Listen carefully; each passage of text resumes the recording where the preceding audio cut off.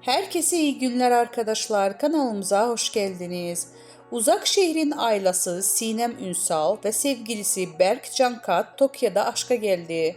Kanal D'nin sevilen dizisi Uzak Şehir'den Ozan Akbaba ile başrollerini paylaşan ünlü oyuncu Sinem Ünsal uzun süredir meslektaşı Berk Cankat'la aşk yaşıyor. Sevgilisi ile Tokyo'ya tatile giden güzel yıldızın paylaşımı sosyal medya kullanıcılar tarafından yoğun ilgi gördü. Uzak şehrin ailesi Sinem Ünsal oyunculuğu yanı sıra Instagram paylaşımlarından da adından söz ettiriyor.